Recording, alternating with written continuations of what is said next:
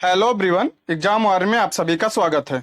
दोस्तों, आज हम बिहार शिक्षक भर्ती से संबंधित एडुटेरिया के प्रैक्टिस सेट को देखने वाले हैं। दोस्तों, इस वीडियो में हम आज इसके सेट 1 के जीएस के प्रश्नों को देखेंगे। तो अगर आप इसका पीडीएफ चाहते हैं तो ज्वाइन कीजिए हमारे टेलीग्राम चैनल को, जिसका लिंक आपको डिस्क्रिप्शन बॉक्स या कमेंट बॉक्स में मिल जाएगा। तो चलिए शुरू करते हैं। आज का हमारा पहला प्रश्न है, मानव उपयोग में लाई गई पहली धातु कौन सी थी? तो इसका राइट आंसर हो जाएगा ऑप्शन डी, तांबा मानव उपयोग में लाई गई पहली धातु थी। अब ध्यान रखिए, तांबे के औजार का साक्ष्य कहाँ कहाँ मिला है? तो झारखंड, मध्य प्रदेश और राजस्थान में तांबे का साक्ष्य मिला है। अगला प्रश्न है, आर्यों का मुख्य पेशा क्या था? तो इसका राइट आंसर हो जाएगा ऑप्शन बी, आर्यों का मुख्य पेशा था पशुपालन। और अगर द्वितीय पेशा की बात की जाए तो द्वितीय पेशा थी उनकी कृषि। पशुपालन की बात हो रही है तो पशुपालन में सबसे पवित्र किसे माना जाता था? तो गाय को सबसे पवित्र माना जाता था। और वैदिक काल में इसे गाय को क्या कहा जाता है? अघन्य, अघन्य कहा जाता था वैदिक काल में गाय को। आप इसको ध्यान रखिए, एग्जाम में कई बार पूछा जा चुका है। नेक्स्ट है, मौर्य राजवंश की स्थापना किसने की थी? तो इसका राइट आंसर हो जाएगा ऑप्शन बी, चंद्रगुप्त मौर्य ने मौर्य राजवंश की स्थापना की थी। कब? 326 ईसा पूर्व में इसकी स्थापना की थी। अगला प्रश्न है, सातवाहनों की राजभाषा क्या थी? तो इसका राइट आंसर हो जाएगा ऑप्शन बी, सातवाहनों की राजभाषा क्या थी? प्राकृतिक थी। ठीक है, और इसके सभी अभिलेख जो है प्राकृतिक और ब्राह्मी लिपि में मिले थे। अगर हम बात करें सातवाहनों की, तो सातवाहनों राजवंश की स्थापना किसने की थी? तो सातवाहन राजवंश की स्थापना सिमुक ने की थी। आप इसको भी ध्यान रखिएगा। अगला प्रश्न है, भारत का नेपोलियन किसे कहा जाता है? तो इसका राइट आंसर हो जाएगा ऑप्शन सी, चंद्रगुप्त को भारत का नेपोलियन कहा जाता है। चंद्रगुप्त गुप्त वंश का दूसरा शासक था। और इसे नेपोलियन की उपाधि किसने दी थी? तो इतिहासकार एवी स्मिथ ने इसे नेपोलियन की उपाधि दी है। इसके कार्यकाल की बात करें तो यह 355 से 375 ईसा पूर्व जो है इनका शासन काल था। अगला प्रश्न है, लीलावती नामक ग्रंथ की रचना किसने की? तो इसका राइट आंसर हो जाएगा भास्कर द्वितीय जो है लीलावती नामक ग्रंथ की रचना की थी। अगला प्रश्न है, दिल्ली सल्तनत में लौह एवं रक्त की नीति किस सुल्तान द्वारा अपनाई गई थी? तो इसका राइट आंसर हो जाएगा ऑप्शन बी, बलबन द्वारा रक्त एवं लौह की नीति अपनाई गई थी। बलबन किस वंश का शासक था? तो गुलाम वंश का शासक था बलबन। और इसका कार्यकाल कितना था? 1265 से 1286 तक इसका कार्यकाल माना जाता है। अगला प्रश्न है, मोहम्मद बिन तुगलक द्वारा किस धातु के सांकेतिक मुद्रा चलाने का निर्णय लिया गया था? तो इसका राइट आंसर हो जाएगा ऑप्शन बी, तांबे का जो है सांकेतिक मुद्रा चलाया था किसने? मोहम्मद बिन तुगलक ने। किसके स्थान पर? चांदी के सिक्के के स्थान पर तांबे का सांकेतिक मुद्रा इसने चलाया था। ठीक है, कब चलाया था? 1330 ईस्वी में। आप इसको भी ध्यान रखिएगा। अगला प्रश्न है, फरीद को शेर खान का खिताब किसने दिया था? तो इसका राइट आंसर हो जाएगा ऑप्शन बी, बहार खान लोहानी ने फरीद को शेर खान की, जिसे शेर शाह सूरी कहा जाता है, उनको यह खिताब दिया था, शेर खान की उपाधि दिया था। शेर खान इसने जो है शेर की हत्या की थी, इसलिए जो है इसे शेर खान की उपाधि दिया था किसने? बहार खान लोहानी ने। अगला प्रश्न है, अंग्रेजों ने दक्षिण भारत में 1611 में अपनी पहली फैक्ट्री कहाँ स्थापित की थी? तो इसका राइट आंसर हो जाएगा ऑप्शन सी, मुसलीपट्टनम में जो है अंग्रेजों ने अपनी पहली दक्षिण भारत में अपनी पहली कोठी स्थापित की थी। कहाँ पे? मुसलीपट्टनम में। कब? 1611 में। दोस्तों, यदि आप हमारे चैनल पर नए हैं तो प्लीज चैनल को सब्सक्राइब करें। यदि आपको वीडियो पसंद आती है तो लाइक, शेयर और कमेंट भी करें। और अगर आप इसका पीडीएफ चाहते हैं तो ज्वाइन कीजिए हमारे टेलीग्राम चैनल को, जिसका लिंक आपको डिस्क्रिप्शन बॉक्स या कमेंट बॉक्स में मिल जाएगा। अगला प्रश्न है, लॉर्ड डलहौजी ने अवध के किस नवाब पर कुशासन का आरोप लगाकर 1856 में अवध राज्य को हड़प लिया था? तो उसका राइट आंसर हो जाएगा ऑप्शन सी, वाजिद अली पर जो है कुशासन का आरोप लगाकर 1856 में अवध राज्य को हड़प लिया था किसने? लॉर्ड डलहौजी ने। और हड़प नीति किसने शुरू की थी? तो लॉर्ड डलहौजी ने शुरू की थी। आप इसको भी ध्यान रखिएगा। अगला प्रश्न है, रैयतवाड़ी बंदोबस्त के जनक थे, तो इसका राइट आंसर हो जाएगा ऑप्शन सी, मुनरो एवं रीड जो है रैयतवाड़ी बंदोबस्त के जनक माने जाते हैं। अगला प्रश्न है, 10 मई 1857 को विद्रोह का आरंभ कहां से हुआ, तो इसका राइट आंसर हो जाएगा ऑप्शन बी, मेरठ से 1857 का विद्रोह आरंभ हुआ। कब? 10 मई 1857 को। 1857 की जो क्रांति थी उसकी डेट क्या फिक्स की गई थी, तो 31 मई फिक्स की गई थी, लेकिन यह समय से पहले शुरू हो गई थी। कब? 10 मई से, इसीलिए यह असफल माना जाता है। अगर असफलता की बात करें तो यह समय से पहले शुरू हुई गई थी, इसलिए इसे असफल कहा जाता है। अगला प्रश्न है, इंडियन सिविल सर्विस की परीक्षा उत्तीर्ण करने वाले पहले भारतीय कौन थे, तो इसका राइट आंसर हो जाएगा ऑप्शन बी, सत्येंद्र नाथ ठाकुर जो है इंडियन सिविल सर्विस की परीक्षा उत्तीर्ण करने वाले पहले भारतीय थे। इन्होंने 1863 में यह परीक्षा उत्तीर्ण की थी। अगला प्रश्न है, चंपारण सत्याग्रह किस वर्ष हुआ था, तो इसका राइट आंसर हो जाएगा 1917 में चंपारण सत्याग्रह हुआ था। किसके द्वारा किया गया था, तो गांधी जी द्वारा, और यह गांधी जी द्वारा किया गया भारत में पहला सत्याग्रह था, आप इसको भी ध्यान रखिएगा।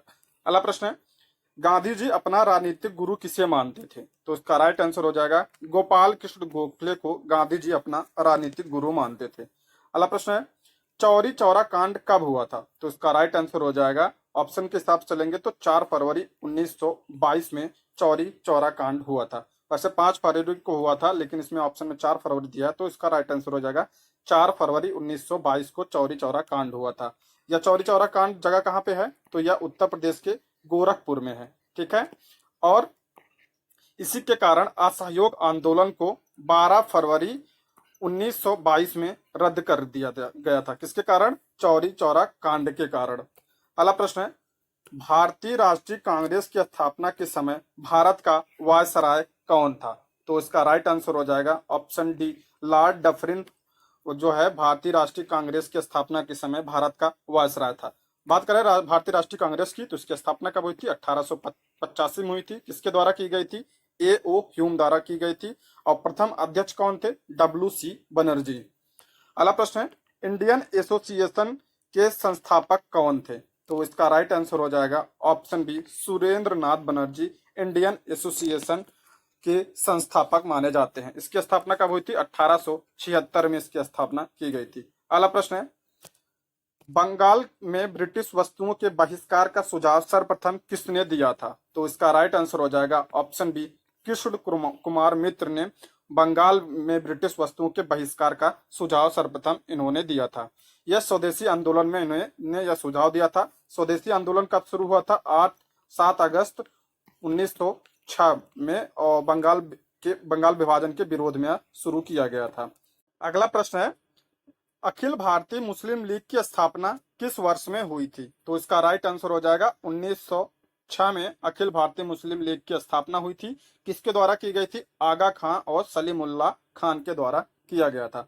अगला प्रश्न है, निम्नलिखित में से किसने मित्र मेला संघ को शुरू किया था, तो इसका राइट आंसर हो जाएगा विनायक दामोदर सावरकर ने मित्र मेला की शुरुआत की थी। कब? 1899 में मित्र मेला संघ की स्थापना की थी। अगला प्रश्न है, एक वर्ष में स्वराज का नारा गांधी जी द्वारा किस आंदोलन के दौरान दिया गया था, तो इसका राइट आंसर हो जाएगा असहयोग आंदोलन के दौरान गांधी जी ने यह नारा दिया था। असहयोग आंदोलन कब शुरू हुआ था? 1920 में शुरू हुआ था। समाप्त कब हुआ था? 1922 में। किसके कारण समाप्त हुआ था? तो चौरी चौरा कांड के कारण समाप्त किया गया था।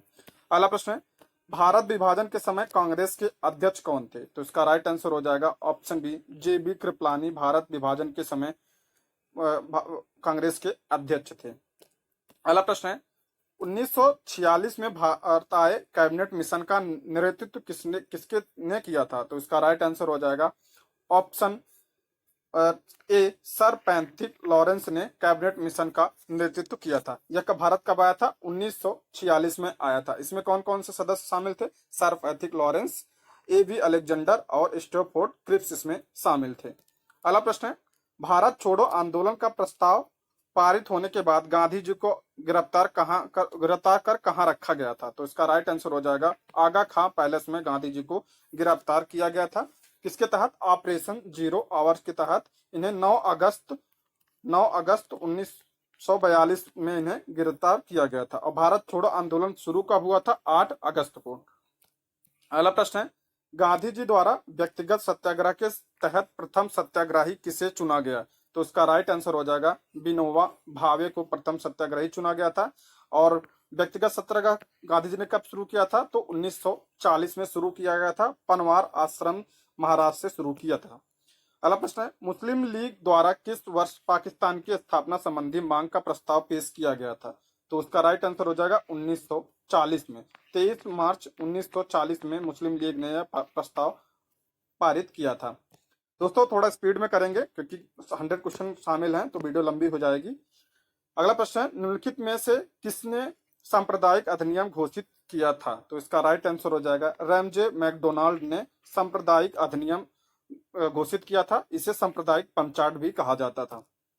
अगला प्रश्न है, 1928 में नेहरू रिपोर्ट किसने तैयार की थी? तो इसका राइट आंसर हो जाएगा ऑप्शन बी, मोतीलाल नेहरू ने नेहरू रिपोर्ट तैयार की थी। कब? 1928 में।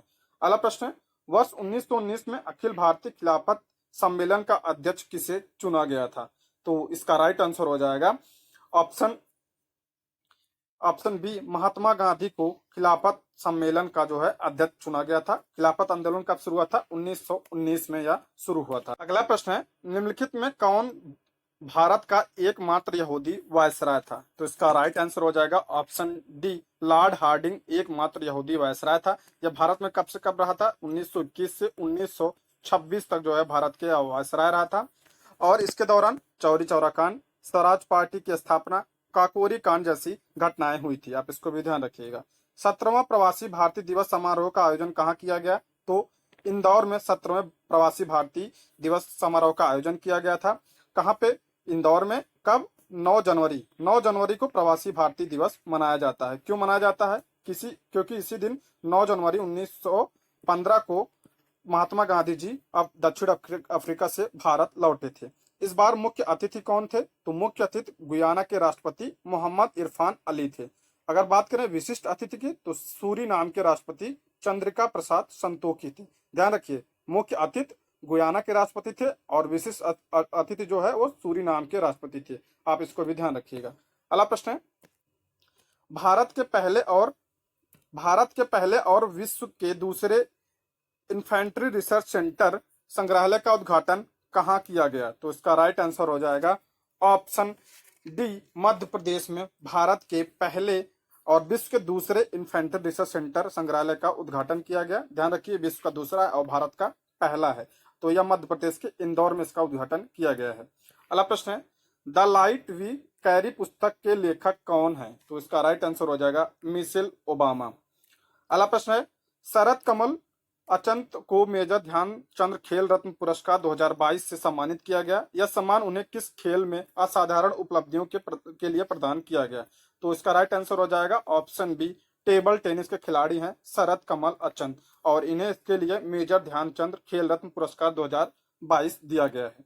अगला प्रश्न है, प्रधानमंत्री नरेंद्र मोदी द्वारा नवंबर 1922 को डोएनी पोलो ग्रीन फील्ड हवाई अड्डे का उद्घाटन किया गया। यह हवाई अड्डा किस राज्य में स्थित है? तो उसका राइट आंसर हो जाएगा यह अरुणाचल प्रदेश राज्य में स्थित है और अरुणाचल प्रदेश के ईटानगर में स्थित है। पहले इसका नाम क्या था? इसका नाम पहले होलोंगी था। ठीक है।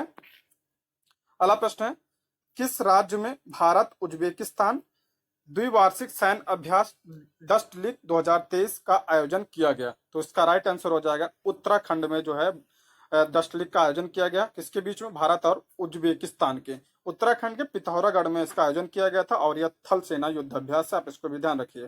दोस्तों हम थोड़ा स्पीड में चलेंगे क्योंकि वीडियो ज्यादा लंबी हो जाएगी। अगला प्रश्न है, मुख्यमंत्री आवासीय भूमि अधिकार योजना किस राज्य में शुरू की गई?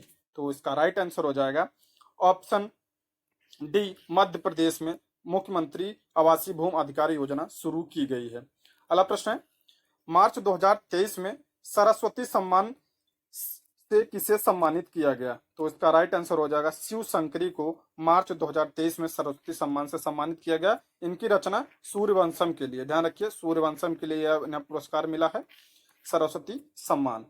ये तमिल लेखिका है। अगला प्रश्न है, किस ऑपरेशन के तहत भारत ने भूकंप प्रभावित देश तुर्की और सीरिया के मानवीय सहायता प्रदान की? तो इसका राइट आंसर हो जाएगा ऑपरेशन दोस्त के तहत। ध्यान रखिए, ऑपरेशन दोस्त के तहत यह जो है भारत ने तुर्की और सीरिया में लोगों फंसे लोगों की सहायता की थी। अगला प्रश्न है, भारत का पहला निजी रूप से विकसित रॉकेट का नाम क्या है? तो इसका राइट आंसर हो जाएगा विक्रम एस। अगला प्रश्न है, आइसोहेलाइन किनको जोड़ने वाली रेखाएं हैं? तो इसका राइट आंसर हो जाएगा समान लवणता को जोड़ने वाली रेखाएं को क्या कहा जाता है? आइसोहेलाइन। अगला प्रश्न है, क्षुद्र ग्रह किन दो ग्रहों के बीच पाए जाते हैं? तो इसका राइट आंसर हो जाएगा मंगल और बृहस्पति के बीच में जो है क्षुद्र ग्रह पाए जाते हैं। अगला प्रश्न है, फेडरेशन कप का संबंध किस खेल से है? तो इसका राइट आंसर हो जाएगा फुटबॉल का संबंध जो है फेडरेशन कप से है। और फुटबॉल से संबंधित और कौन कौन से कप है? डूरंड कप और संतोष ट्रॉफी भी फुटबॉल से संबंधित, आप इसको भी ध्यान रखिए। अगला प्रश्न है, ओणम मुख्य रूप से किस राज्य में मनाया जाने वाला कृषि फसल उत्सव त्योहार है? तो इसका राइट आंसर हो जाएगा केरल में मनाया जाता है ओणम, और यह कृषि फसल उत्सव है। अगला प्रश्न है, पड़ोसी देश भूटान के साथ कितने भारतीय राज्य की सीमा साझा करते हैं? तो इसका राइट आंसर हो जाएगा 4 जो है राज्य भारत के वो भूटान से सीमा साझा करते हैं। कौन कौन से? असम, अरुणाचल प्रदेश, पश्चिम बंगाल और सिक्किम। और 699 किलोमीटर की सीमा जो है भारत जो है भूटान से साझा करता है। अगला प्रश्न है, निम्नलिखित में कौन ग्रीन हाउस गैस का उदाहरण नहीं है? तो इसका राइट आंसर हो जाएगा नाइट्रस ऑक्साइड। और ये सारे जो है ग्रीन हाउस गैस है, तो nitrous oxide green house gas नहीं है। नाइट्रिक ऑक्साइड, नाइट्रिक ध्यान रखिए, नाइट्रिक ऑक्साइड नहीं है, अगर यही होता है नाइट्रस ऑक्साइड जिसका फार्मूला होता है N2O, ये जो है ग्रीन हाउस गैस है। आप इसमें कंफ्यूज नहीं हो गया, तो नाइट्रस ऑक्साइड और नाइट्रस ऑक्साइड में नाइट्रस ऑक्साइड जो है ग्रीन हाउस गैस है, लेकिन नाइट्रिक ऑक्साइड या ग्रीन हाउस गैस नहीं है। अगला प्रश्न है, निम्न में किस शहर को जापान का पिट्सबर्ग कहा जाता है? तो इसका राइट आंसर होगा जापान के यावाटा को जापान का पिट्सबर्ग कहा जाता है। अगला प्रश्न है, विश्व हिंदी दिवस कब मनाया जाता है? तो 10 जनवरी को विश्व हिंदी दिवस मनाया जाता है, और इसकी शुरुआत कब हुई थी? 2006 से। अगर बात करें राष्ट्रीय हिंदी दिवस कब मनाया जाता है, तो 14 सितंबर को राष्ट्रीय हिंदी दिवस मनाया जाता है। ठीक है।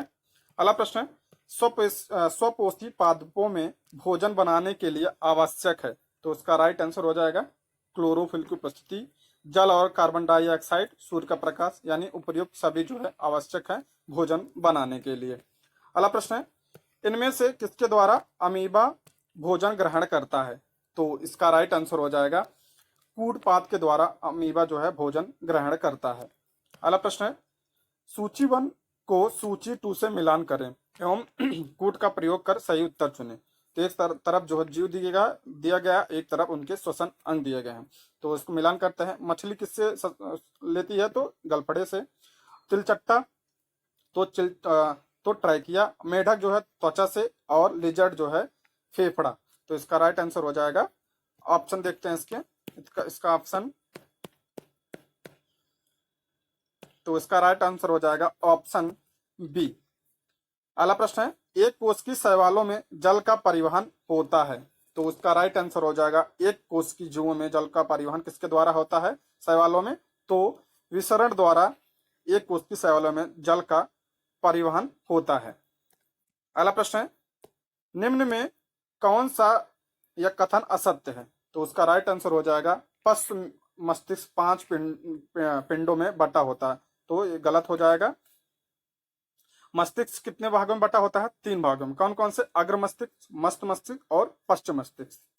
अगला प्रश्न है, इनमें से बुद्धि और चतुराई का केंद्र है? तो इसका राइट आंसर हो जाएगा सेरिब्रम। सेरिब्रम जो है अग्र मस्तिष्क का भाग है, तो यह बुद्धि और चतुराई का केंद्र है। अगला प्रश्न है, अलैंगिक जनन की विधि है? तो इसका राइट आंसर हो जाएगा ऑप्शन डी, इनमें से सभी, यानी विखंडन, बीजाणु जनन और मुकुलन जो है अलैंगिक जनन की विधि है। अगर हम बात करें लैंगिक जनन की, तो उसमें मेल और फीमेल की जरूरत पड़ती है प्रजनन के लिए, और अलैंगिक जनन में मेल और फीमेल की जरूरत नहीं पड़ती है। तो इसका राइट आंसर हो जाएगा इनमें से सभी। अगला प्रश्न है, परागकोश में पाए जाते हैं? तो इसका राइट आंसर हो जाएगा पराग कण जो है परागकोश में पाए जाते हैं। अगला प्रश्न है, नेत्र के रेटिना पर किसी वस्तु के बने प्रतिबिंब की प्रकृति होती है। तो इसका राइट आंसर हो जाएगा ऑप्शन सी, वास्तविक, उल्टा एवं छोटा होता है रेटिना पर जो प्रतिबिंब बनता है। अगला प्रश्न है, जब किसी तार में विद्युत धारा प्रभावित होती है तब सर्वप्रथम गतिशील कण होते हैं। तो इसका राइट आंसर हो जाएगा ऑप्शन ए, इलेक्ट्रॉन जो है गतिशील कण होते हैं जब किसी तार में विद्युत धारा को प्रभावित किया जाता है। सौर पैनल बनाया जाता है अनेक। तो इसका राइट आंसर हो जाएगा सौर जल उष्मकों को संयोजित करके जो है सौर पैनल बनाया जाता है। सौर पैनल किससे बनता है? तो सिलिकॉन धातु से बनता है जो अर्धचालक होता है। और सौर पैनल का काम क्या होता है? सूर्य के प्रकाश को विद्युत ऊर्जा में कन्वर्ट करता है सौर पैनल। अगला प्रश्न है, मापन मुख्य रूप से एक प्रक्रिया है। तो उसका राइट आंसर हो जाएगा तुलना करने की प्रक्रिया है मापन। अगला प्रश्न है, यदि किसी वस्तु द्वारा तय की गई दूरी समय के अनुक्रमानुपाती होती है तो हम कह सकते हैं कि, तो इसका राइट आंसर हो जाएगा वस्तु एक समान चाल से चल रही है। इसका फार्मूला होता है S बराबर V इंटू टी। अगला प्रश्न है, जड़त्व का गुण। तो इसका राइट आंसर हो जाएगा जड़त्व का गुण जो है इस प्रत्येक वस्तु में पाया जाता है। आप इसको ध्यान रखिए, जड़त्व का नियम न्यूटन का जो पहला नियम है उसे जड़त्व का नियम भी कहा जाता है, आप इसको भी ध्यान रखिएगा। अगला प्रश्न है, निर्वात में स्वतंत्रता पूर्वक गति करते हुए सभी पिंडों की, तो इसका राइट आंसर हो जाएगा त्वरण समान होगा। ध्यान रखिए, निर्वात में स्वतंत्र पूर्वक गति करने सभी पिंडों की जो है त्वरण समान होगा।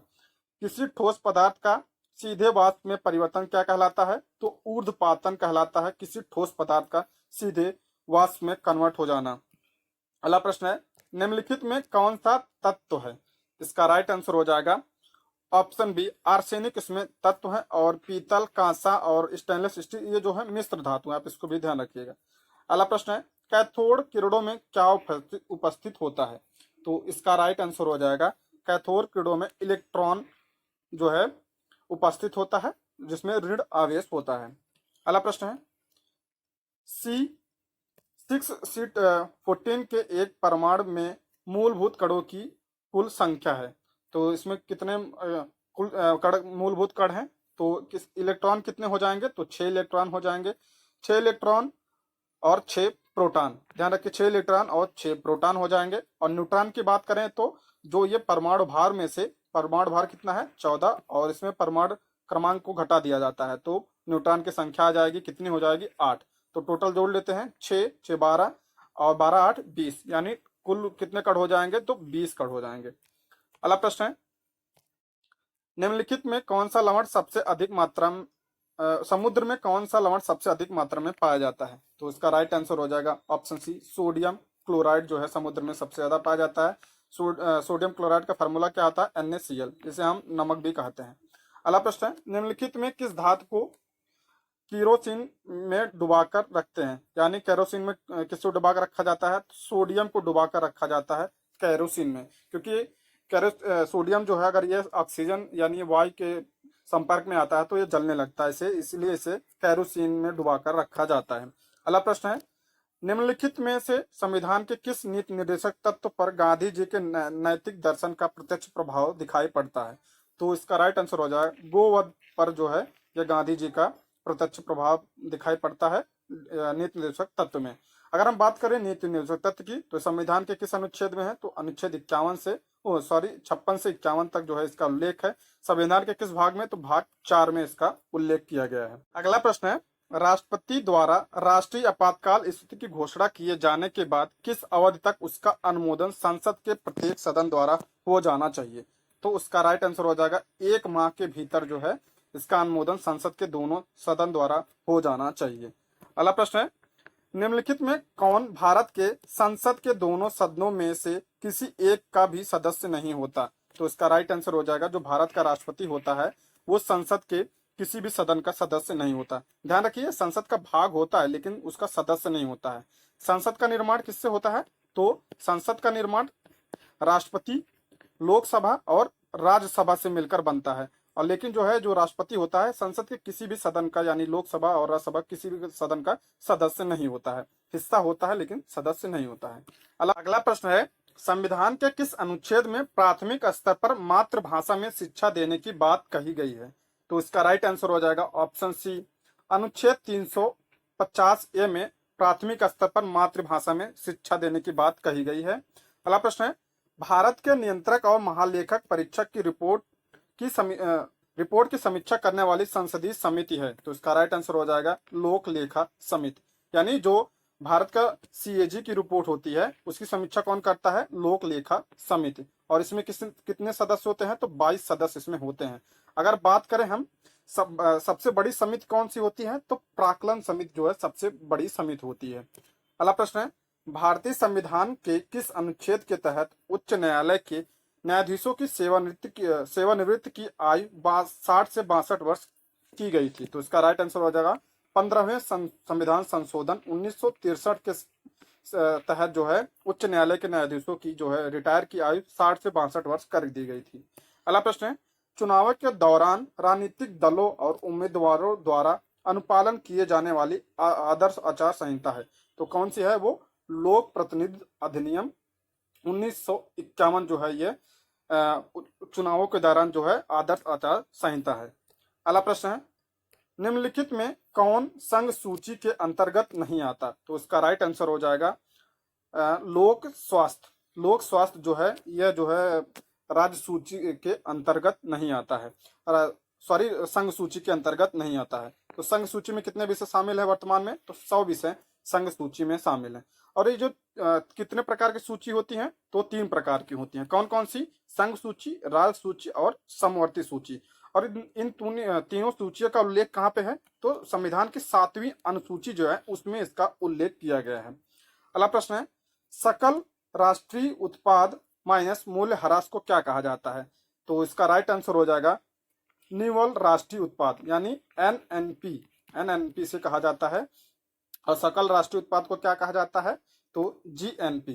ठीक है, GNP में से मूल्य ह्रास घटा दिया जाता तो क्या हो जाता है? तो निव्वल राष्ट्रीय उत्पाद आता है।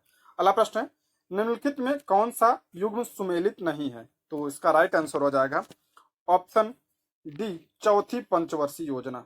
तो चौथी पंचवर्षीय योजना का कार्यकाल क्या था? तो 1969 से 1974 तक चली थी चौथी पंचवर्षीय योजना। अगला प्रश्न है, वित्तीय वर्ष 2022-23 के लिए राजकोषीय घाटा बिहार के GSDP का कितने होने का अनुमान है? तो इसका राइट आंसर हो जाएगा 2.98%।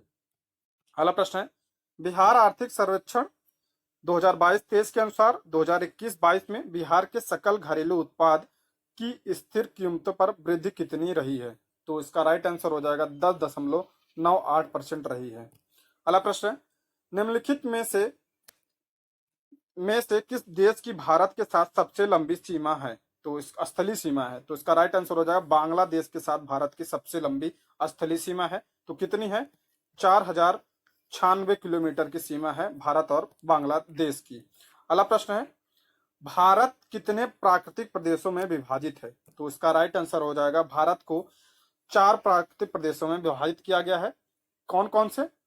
उत्तर पर्वतीय क्षेत्र, दूसरा है विशाल मैदान, तीसरा प्रायद्वीपीय पठार और चौथा है तट एवं द्वीपीय भाग। तो कितने? तो 4।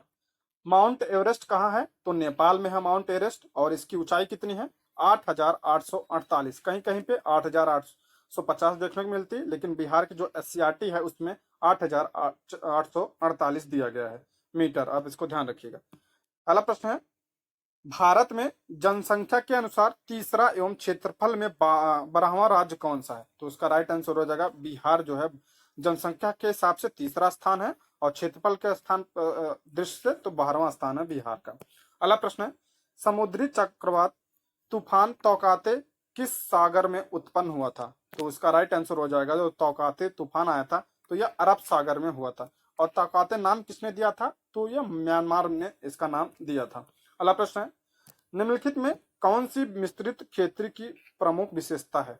तो इसका राइट आंसर ऑप्शन सी, पशुपालन और मत्स्य पालन जो है एक साथ में जो होता है उसे मिश्रित खेती कहा जाता है।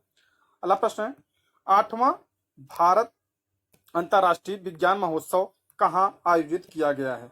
तो इसका राइट आंसर हो जाएगा 8वां भारत अंतर्राष्ट्रीय विज्ञान महोत्सव कहाँ आयोजित किया गया? तो यह इंदौर में आयोजित किया गया है। कहाँ पे? सॉरी, इंदौर में नहीं, भोपाल में इसका आयोजन किया गया है। कहाँ पे? भोपाल में इसका आयोजन किया गया है, मध्य प्रदेश में। अगला प्रश्न है, भारत में ऊर्जा का सर्वाधिक स्रोत है, तो इसका राइट आंसर हो जाएगा ऑप्शन सी, कोयला जो है भारत का ऊर्जा का सर्वाधिक स्रोत है। तारे का रंग सूचक है, तारे का रंग किसका सूचक होता है, तो तारे का रंग उसके ताप का सूचक माना जाता है। अगला प्रश्न है, दिन रात जिस कारण होते हैं, तो दिन रात का कारण क्या होता है, भू परिभ्रमण, यानी पृथ्वी का अपने अक्ष पर घूमना जो है परिभ्रमण कहलाता है। अगर बात करें परिक्रमण की, तो जो ये सूर्य है और सूर्य के चारों तरफ पृथ्वी जब चक्कर लगाती है उसे परिक्रमण कहा जाता है। मौसम संबंधी जो घटनाएं होती हैं वो परिक्रमण के कारण होती हैं, और जो है दिन रात किसके कारण होता है, परिभ्रमण के कारण होता है। अगला प्रश्न है, निम्नलिखित महाद्वीपों में से किसमें देशों की संख्या अधिक है, तो इसका राइट आंसर हो जाएगा अफ्रीका महाद्वीप में देशों की संख्या अधिक है, लगभग 54 देश हैं। एशिया की बात करें तो एशिया में लगभग 48 देश हैं। यूरोप की बात करें तो यूरोप में 49 लगभग देश हैं, और दक्षिण अमेरिका की बात करें तो 12 देश इसमें शामिल हैं। अगला प्रश्न है, भारत के किस राज्य में मानसून का आगमन सबसे पहले होता है, तो इसका राइट आंसर हो जाएगा ऑप्शन डी, केरल में सबसे पहले मानसून का आगमन होता है। अगला प्रश्न है, हरित क्रांति संबंधित है, तो हरित क्रांति किससे संबंधित है, तो गेहूं उत्पादन से संबंधित है, ठीक है। और हरित क्रांति कब आई थी, तो भारत में 1966 से 67 में हरित क्रांति भारत में आई थी। अगला प्रश्न है, भारत में सौर ऊर्जा द्वारा संचालित पहला हवाई अड्डा है, तो उसका राइट आंसर हो जाएगा कोचीन का जो हवाई अड्डा है, भारत का सौर ऊर्जा द्वारा संचालित पहला हवाई अड्डा है। कोचीन कहाँ है, तो केरल में है। राष्ट्रीय पर्यावरण अभियांत्रिकी शोध संस्थान यानी नीरी अवस्थित है, तो नीरी कहाँ पे है, तो ये नागपुर में स्थित है। अगला प्रश्न है, इको मार्क उन भारतीय उत्पादों को दिया जाता है जो पर्यावरण के प्रति महत्वपूर्ण होते हैं, उन्हें इको मार्क जो है दिया जाता है। विश्व पर्यावरण दिवस जिस तारीख को मनाया जाता है, विश्व पर्यावरण दिवस कब मनाया जाता है, तो 5 जून को विश्व पर्यावरण दिवस मनाया जाता है। दोस्तों ये रहे आज के प्रश्न। Thank you for watching.